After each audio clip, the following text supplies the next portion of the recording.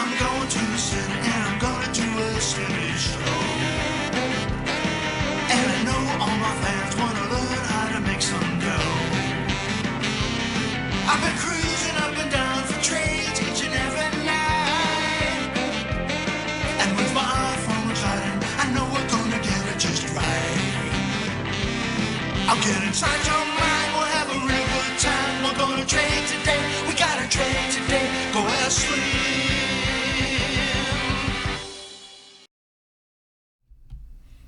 Hi, I'm Steve Miller.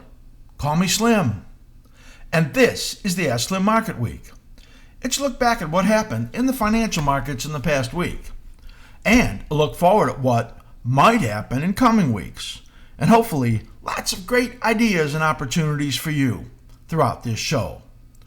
Well, the stock market spent the last week chopping in a relatively narrow range, with focus on spiking interest rates and a continuation of a big rotation. That saw a wide disparity in the movement of the indexes. Much of what we've seen in a recent week is seeing the money move out of stocks that benefited from the stay-at-home, work-at-home environment into recovery and value and banking stocks. And that's really what has continued in the last week. But with interest rates moving up as quickly as they are, things really could be much worse than what we've seen. Early week, Monday and Tuesday, we saw techs rebounding, and that did give the market a lift into early Tuesday. But then we saw the 20-year really bring disappointment as that auction, which really looked good when you looked at the bid to cover, did not lift the markets at all, and the bonds started to move down again. And that scared the market, and Tuesday we saw what were some good gains early in the week give some of those back.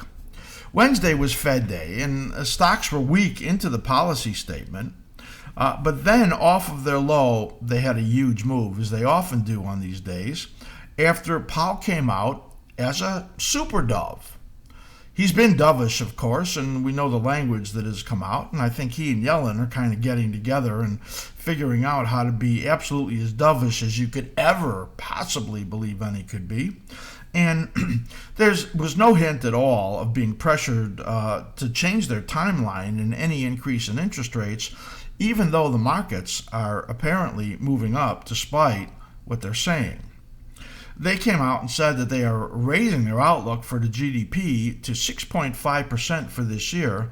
They see U3, the base unemployment rate, at 4.5% by year end. That would be moving down from about 6.2 right now.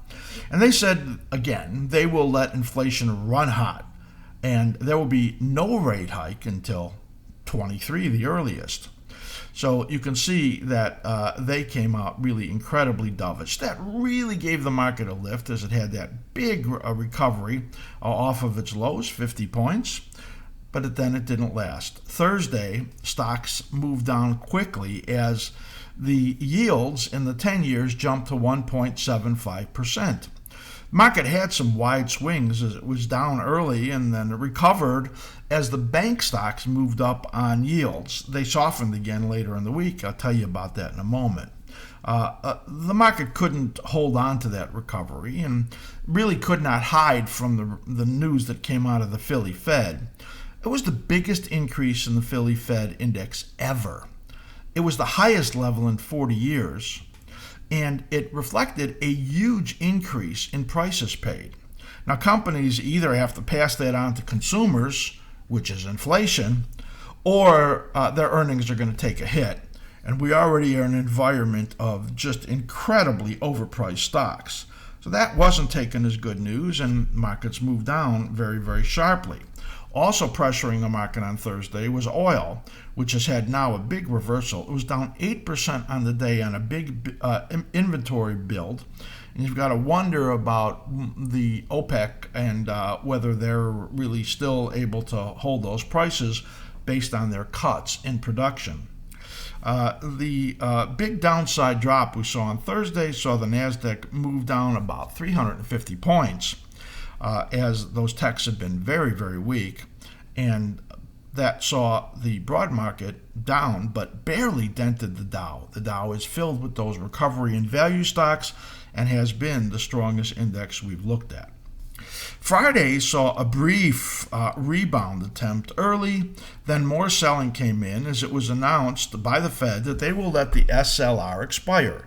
That's the temporary supplementary leverage ratio, which gave the banks a lot of liquidity during the COVID crisis, and that puts pressure on the banks now to raise capital.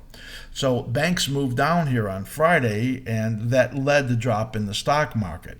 But then buyers came back, as this market is certainly, in our opinion, not ready to be moving down in any significant way. And the indexes went from down 20 on the S&P 500 now to up about 5 points as we do this show at about midday Eastern time. So I've made a case in recent days and recent weeks on Twitter and social media videos that I've recorded that this is a just incredibly wild time that we're in right now. I mean, if you look at the price of cryptocurrencies and NFTs and SPACs, all of those in a bubble, and you take 33,000 on the Dow, I mean, this is all proof to me that we are in one massive, unbelievable bubble. I want to give you one more piece of evidence right now as we look at a graphic I think that is really very, very telling. This is put out by the New York Times this week, written by Matt Phillips, on trading volume of over-the-counter penny stocks by the number of transactions. And this is one incredible graphic when you look at this. The number of transactions in these penny stocks, of which there are some 10,000 or more of them out there, has moved up 10 times. You're looking back here to the end of 2018 to the beginning of 2021, so this is about 2 years that you're looking at here. But if you look just back to April of 19, where it was way, way down there at about 0.2 trillion, 200 billion, it has gone up over the 2 trillion mark, or to the 2 trillion mark here, in the number of transactions per month. This is unbelievable. Only comparable time, it was just before the Great Depression, is what Phillips has said, and it's a good article if you want to hunt that down. But this gives you just another piece of proof of the incredible time that we are in right now and the dangerous condition that our economy is in, as the Fed has created maybe the bubble of all bubbles right now. I still think, and I have said this, that I think the stock market and the markets will hold together into the springtime, and we've been projecting higher prices, and I'll show you that when we get to the S&P 500 analysis coming up at the end of the show. But coming up, and this year, is the death of the bubble. And I think it's going to be very, very dramatic when that comes in all of these overpriced things that we're looking at, and quite painful, actually. All right, so that was the look at the, I think, really significant pricing of the trading of these penny stocks. For the week in the stock market, stocks were fractionally lower. Russell a little bit weaker, -3%. The bonds were down about 1.5 points. That put the 10 years up. That's the 30 years were up. 10 years were gained about 9 basis points to 1.72%. They were up to about 1 3/4. Gold gains about $12, silver 25 cents, and I think it's trade on in silver, and I'll show you that come at the just a few minutes. Dollar gains about 0.3%, and oil with that huge reversal, and I think a big top is in, loses about $5 on that inventory build. And the real question, whether inventories are the big deal or that OPEC is really losing control right now. Take a look at this slide. Have you been looking at it this whole time? And I want you to go to askSlim.com and explore that, our site. Subscribe and share the information on our YouTube channel. Love for you to share that. Subscribe to that channel. Click the notification bell. We put out a number of videos every single week. If you're going to learn a lot from us. And make sure you give us a thumbs up on this video, like this video. Follow us on Twitter at askSlim. And for information on memberships, you can write to Matt at askSlim.com. All right, so I want to take a look here at interest rates. Back in the beginning of the year at our New Year's show, we gave our projections for all of the markets, and we're going to just review this a little bit and give you a sense for what is going on and what our projections are right now. We're going to look at ZNs, that's the 10 years, on a monthly chart, and we're going to look at TNX on a monthly chart just to give you a sense of what we believe is likely to happen and how we did so far on what we were looking at. So this chart right over here is a cycle chart. For those of you that are brand new, this may be the first cycle chart you have ever seen. What we're looking at are the rhythms of the market. Essentially, cycles, all of these squiggly lines, are just a visual way to see money flow. And you can learn so much about market condition by understanding this. There are many, many aspects to cycle analysis, and you can learn about cycle analysis by going to our website and click on Cycle Analysis Workshop. There's an introduction video there and some other information about the workshop that we have so that you could learn this style of analysis. So what we have here is, well, for 2021, our projections were that a high would come in the first quarter for the year. Well, here's your first quarter for the year, so that sure looks right. The expected range in the ZNs were a 139 high, so the high for the year, when you look right over here, was about 138. The expected low was about 129, so that comes down here to that 50%. You can see that right there, and it's still the same thing that we're looking at right now, and we thought it would end near the lows. And the bond market, we believed was in a bear and was confirmed when it got below that 136.22 level right over here on the 10-year. So we believe it's a bear market. This yellow oval right over here and this yellow oval right over here are very important because what they illustrate is what's called a left-hand translation. That's when the cycle rally comes as it's supposed to, but then peaks on the left side of the cycle and leaves a lot of time to fall. These numbers over here are the lengths of the cycles from low to low, and every cycle is measured from low to low. And in this case, the 20-month low came right over there, and you had only a 2-month high, and then it broke down. This was an 18-month low and a 2-month high, and then it broke down. So that's a very, very negative condition when that happens.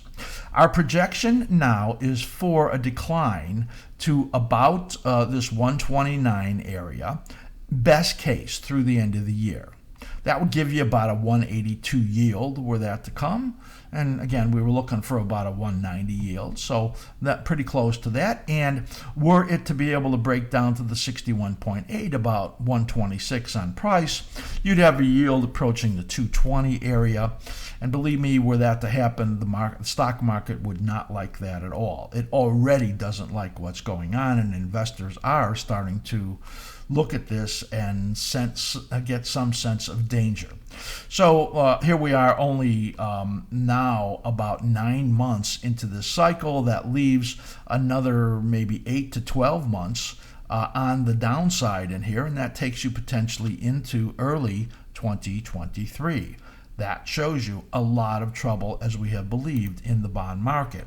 So now we're going to look at it in yields, and I'm going to put up the TNX chart right over here. And this is really cool because I've shown this chart a couple times to our membership, and I think once out here in the public. And what these green zones are the periods where yields rally. And you can see these are called nested areas on the cycles right over here. So when the declining phase comes to an end, you get into a bottoming phase and a rally. You can see the beauty in these cycles right over here as the low comes here and the low comes here and the low comes here, and the rally phase clicks big on the upside. So the 50% level on yield right here is about 182. This 61.8% is about 2.12 approximately. And if it really got crazy, this is about 2.65, up at that 78.6%. You can see we have all three potential projections up there, and this rising phase right over here soon to end and then go into a corrective phase. You can see that right over here where you had a rally and then a minor and then another big spike up. You can see that right over here where it declined pretty sharply, and that happens when you're in a big declining phase. Now, the question is, if we're now in a bull market in yields, bear market in the bond market, then all of this will make a big base. In other words, you'll have a rally, yields will go up, it'll pull back down over here, and then it'll be moving sharply higher again after that. But this goes way out into 2023 over here. This is showing you that we believe that there will be upticks in the yield market well into 2022.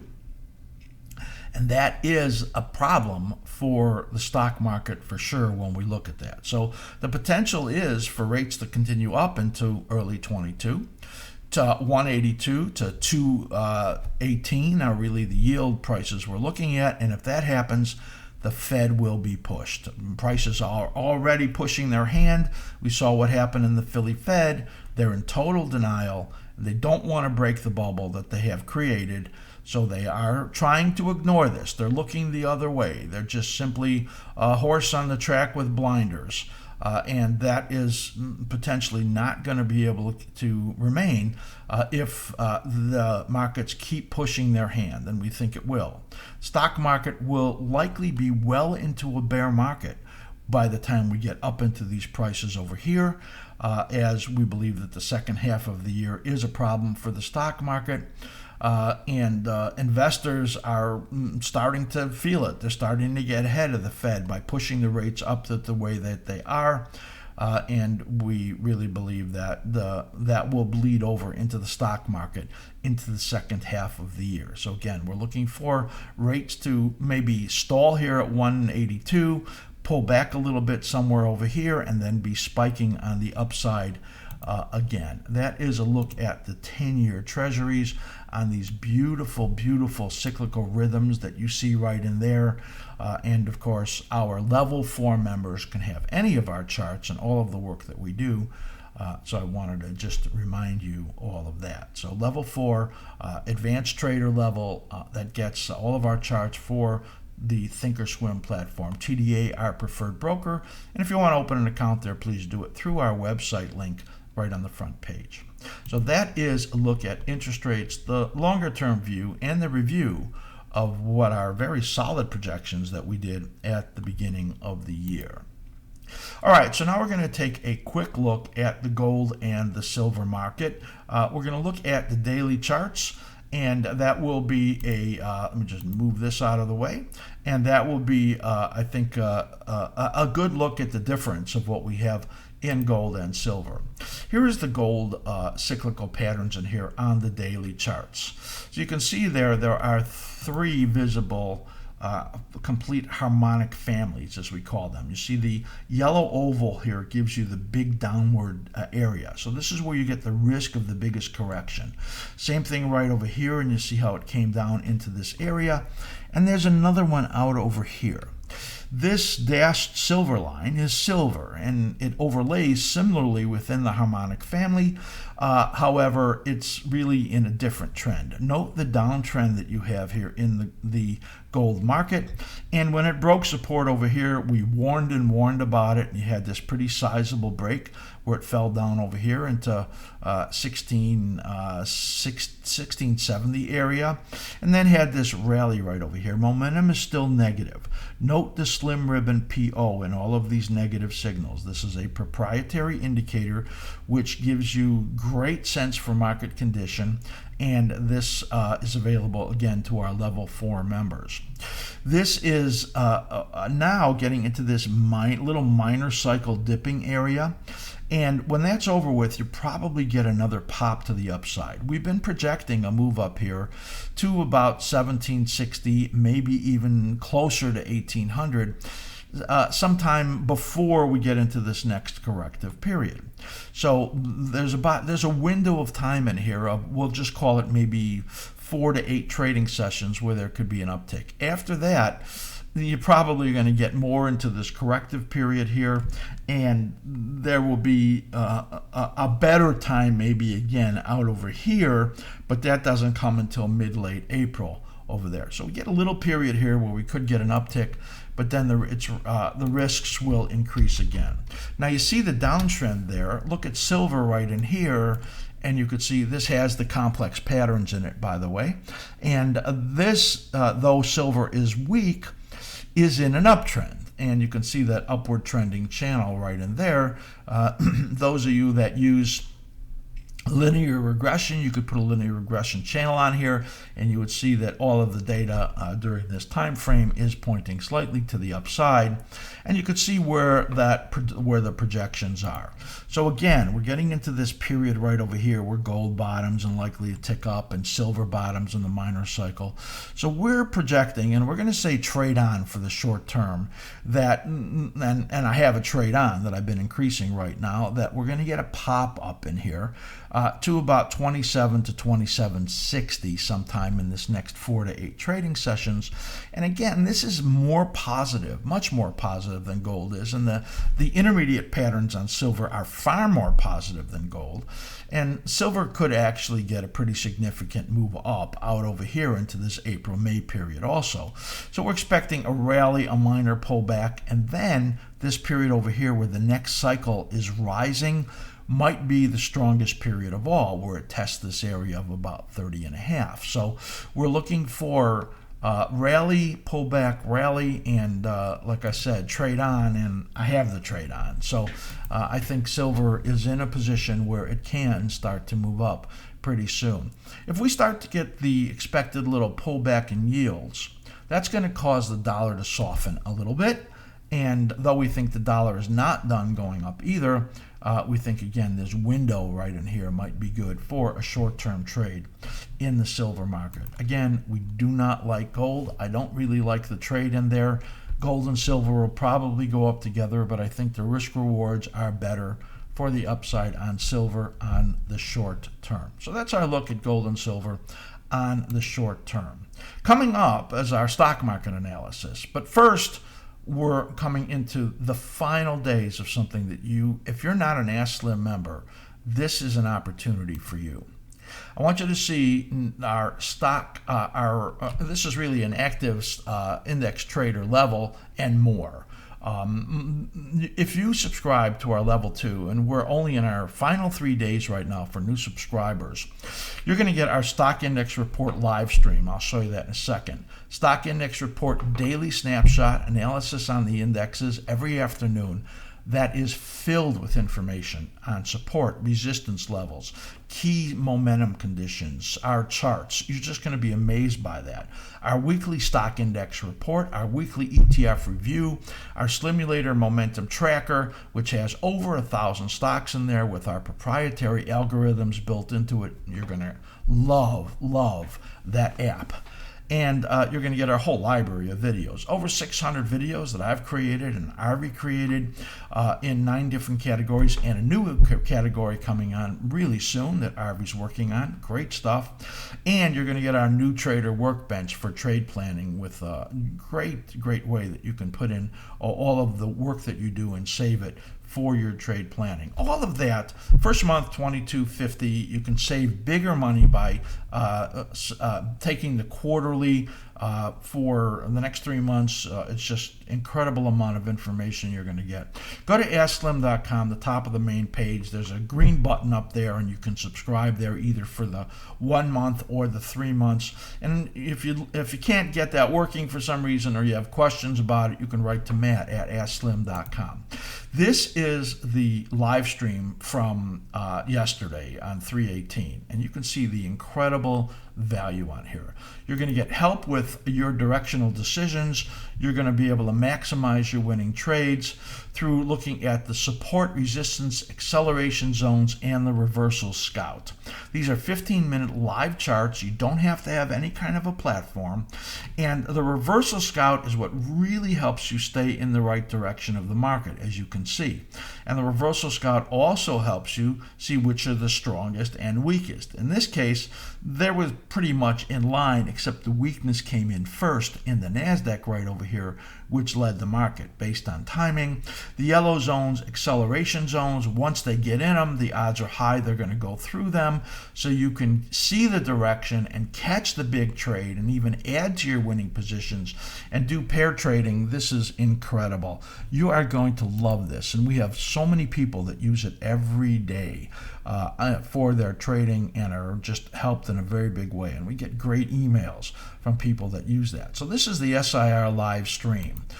Just a little idea of what's in our video library. You can see right in here of all of these great videos that includes FutureSpeak, our most popular member video, where I do an analysis of 24 different futures contracts.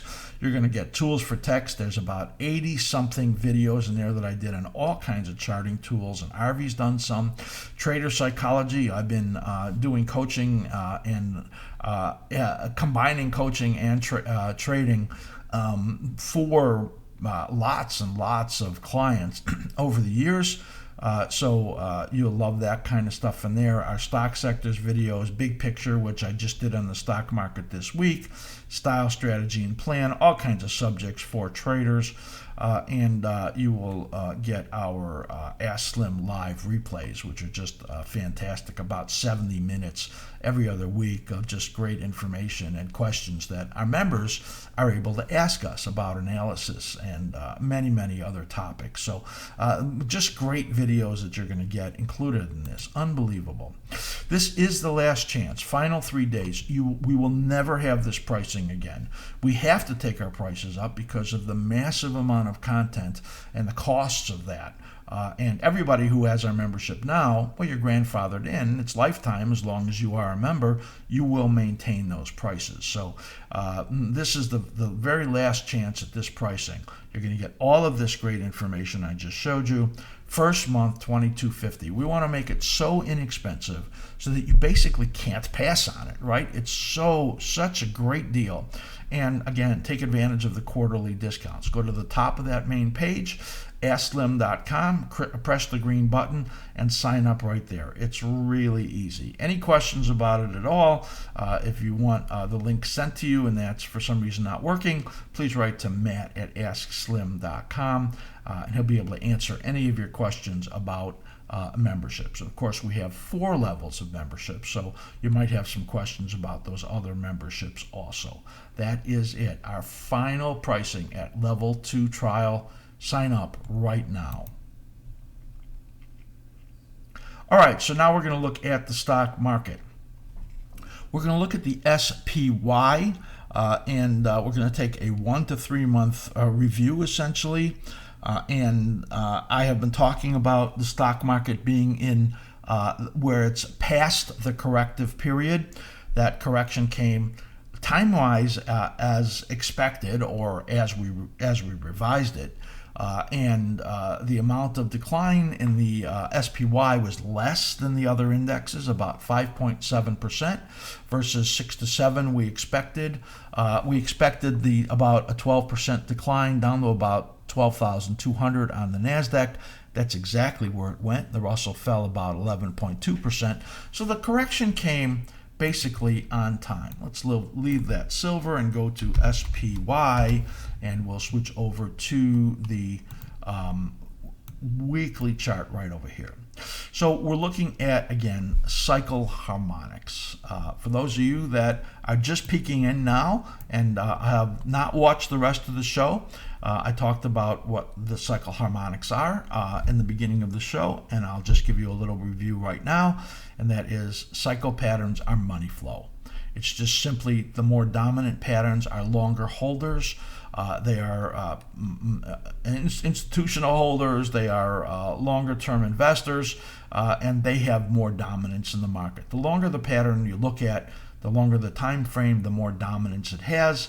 And in this case, we're looking at one time frame, which is weekly, broken down into harmonic families of 2 cycles. The 2 cycles are measured, as you can see as I highlight this, as a 24-week cycle on average, and the minor cycle as half of that, a 12-week cycle on average.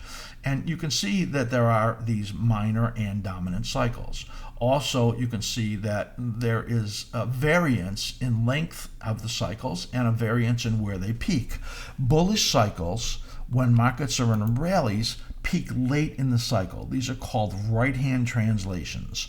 19th week peak, 24-week peak, 21-week peak. Those are very bullish conditions. And this was the COVID decline, which was quite anomalous, because you saw just in a matter of a few weeks, 35% drop, as that there was a big panic. Again, I want to remind you, if you want to learn about cycle analysis, go to askSlim.com and click on the Workshops tab, and there's information there. So this was the corrective period we were looking at. You can see it was about 5.8% on the downside in there, with the other indexes coming down steeper than that. We had targeted 366, 7% decline, so it was stronger than that, very clearly. And then we get into the next rising phase. And that's where we are right now. And this is pretty key right now. So when you look at these cyclical patterns right here, this long rally, 24 weeks, and then comes down only a few weeks. This long rally, 21 weeks, and comes down only a few weeks. It's pretty rare to get 3 of these in a row, I got to tell you. And especially under the condition that there are longer term trends that are on the monthly that are going to be pressuring this on the downside. Come out a little further, and you can see this bigger cycle right over here. That's this one right over here, which is going to start to affect the markets right over there. So if I look at the date on here, I'm just going to highlight this cycle for you to see. That goes out to April of 2022.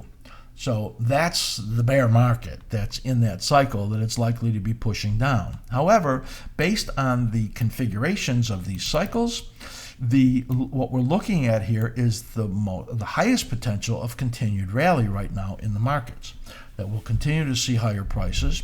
And you could see as the market tries to sell off on some of these days, as interest rates scare it, it's really very, very near the all-time high. So it's not giving any ground yet, and we are in this rally phase. I'm just going to look closer right in here for you to see where we are. And you can see that there are a few different upward projections in here. The minor cycle, which is right in here, is rising.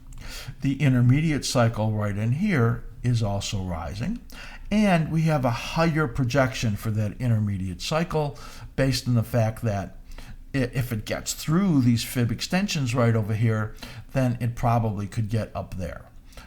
This would be a very low place for it to stop right over here, which is 401. We got very close to it anyway at 398. It's much more likely that you're going to see this minor cycle up here in that 406 to 411 area in coming weeks in here, and then some kind of a pullback as we get right in here.